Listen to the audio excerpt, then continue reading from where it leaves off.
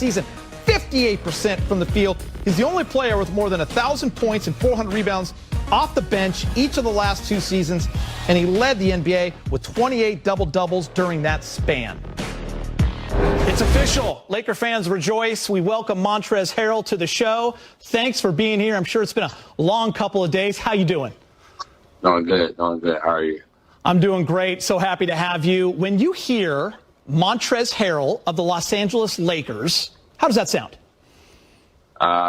She got a great ring to it, sounds like to me. You ever picture yourself in that purple and gold? Because it's here.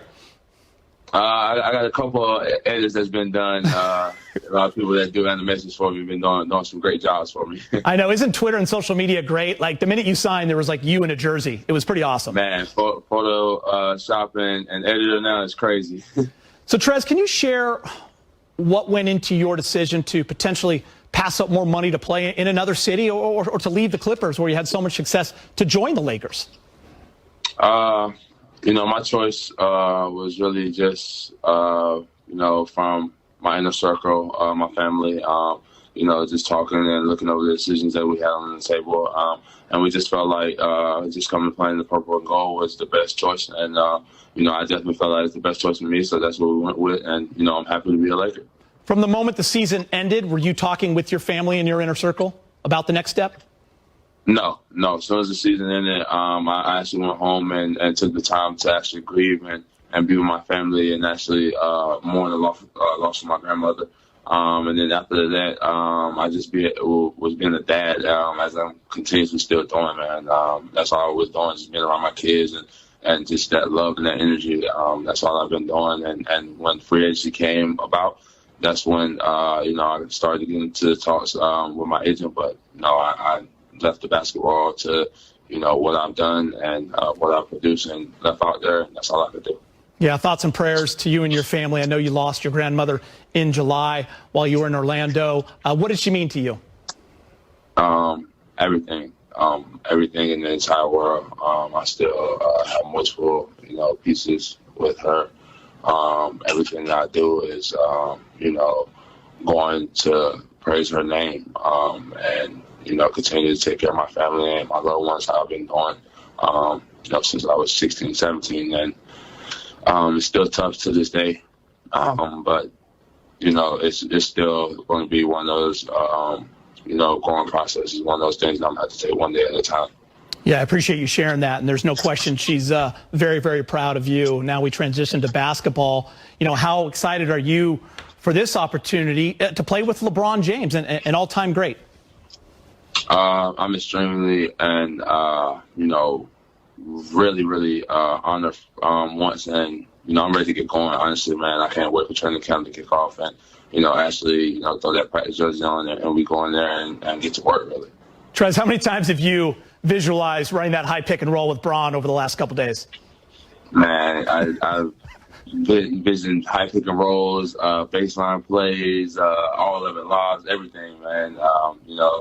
Like I said, I'm just ready to get going, man. This is a great feeling, and I'm just, happy to be here. I hear you on that. Listen, so you play against Anthony Davis these past 5 years. He's in New Orleans and then L.A., played him 4 times last year, to now playing with the game's most versatile big. What do you envision that looking like, and how does your game complement his? Like I said, I'm just doing anything and everything I can to help complement these guys what they already do well, man. They've already shown and proven that they can win a championship without the, pieces that we've added this year. So I'm just coming in looking to do anything I can to complement that chemistry that these guys already have built. Trez, we're a Lakers set here, and even we were unanimous in voting you 6th man of the year. So you're coming off an incredible season. You're winning that award, and you've always been a let my work speak for itself kind of player. But what did this award mean to you personally when you really sat back and thought about it? It's kind of one of those funny situations. It's kind of one of those things that it kind of hurts a little bit just because I lost my grandmother and we kind of had these talks, before losing her. So it's one of those things that kind of hurts and stings. But at the same time, it just made me, change my mindset and to be even one of those players that's still working how they approach to the game is going to, enhance even more and just speak even more for itself. That's what I've always been known for. And that's always what, people have, first said has how hard he works. And I'm just going to take that to a whole extremely different level because it's never one of those things that still hurt me to this day, not being able to, take that trophy home and show it to my grandmother. Your game's evolved every single year. How driven are you to continue to improve? Still, continuously every day. I'm got another 1 or 2 workouts set for today. So, this game is continuously changing. And, I don't want to be one of those players that, that label as can only do this one thing, because once you get that label, it's pretty hard to get off of you. And now it cuts you, in half as a player, no matter what. And I never wanted to be looked at as one of those players coming into this game. I want to, always look at myself as a person that, can do multiple things in this game. Whenever asked, whenever needed.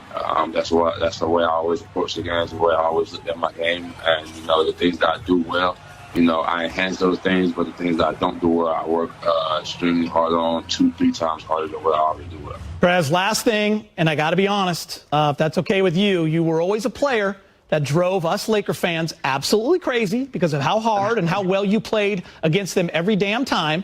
Right. It would be like, I can't stand Trez, but man, I'd love him in a Laker uniform. And then when the signing was announced, Laker Twitter goes nuts. It celebrates. I know how excited Laker fans are. What message do you have for Laker Nation?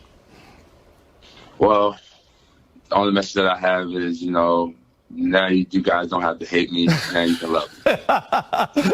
hey, it was always a lot of love. Just so much respect. Yes, sir. Right. Thank you so much.